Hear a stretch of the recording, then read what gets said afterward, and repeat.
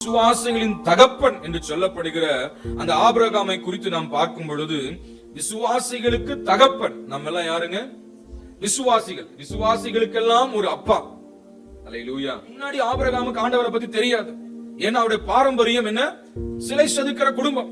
அந்த குடும்பத்தில் இருந்த அந்த ஆபிரகாமுக்கு கர்த்தருடைய வார்த்தை வருகிறது, நான் காண்பிக்கிற தேசத்துக்கு நீ போ என்று சொல்லி அவனுக்கு அந்த வார்த்தை வந்தவுடன் என்ன செஞ்சானா, இங்க எபிரேயர்ல படிக்கிறோம், விசுவாசத்தினாலே ஆபிரகாம் என்று படிக்கிறோம். ஃபர்ஸ்ட் வேர்ட் என்ன சொல்லுது? By faith Abraham, when he heard the voice of God, he obeyed it. அவன் தான் தேவன் காண்பிக்கிற தேசத்துக்கு போ என்று சொன்ன உடனே என்ன செஞ்சான்?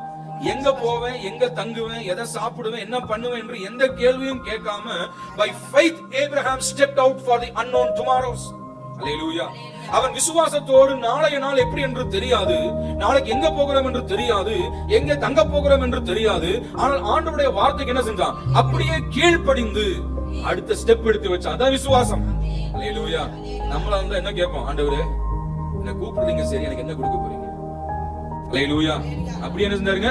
கீழ்ப்படிந்து ஸ்டெப் எடுத்து வச்சாரு. கர்த்தர் நடத்தினாரா இல்லையா? ஆபிரகாம் பசியா இருந்தாரா? ஆபிரகாம் ஏழையா போனாரா? ஆபிரகாம் ஒண்ணுமில்லாம இருந்தாரா? கர்த்தர் நித்தமும் ஆபிரகாமை நடத்தி ஆண்டவர் சொன்னார், உன்னை பெரிய ஜாதி ஆக்குவேன், உன் பேரை பெருமைப்படுத்துவேன், நீ ஆசீர்வாதமா இருப்பாய். அல்லேலூயா. அந்த வார்த்தையை ஆபிரகாம் நம்பினான். அல்லேலூயா. கர்த்தர் ஆபிரகாம் சொன்ன வார்த்தை என்ன செஞ்சாங்க?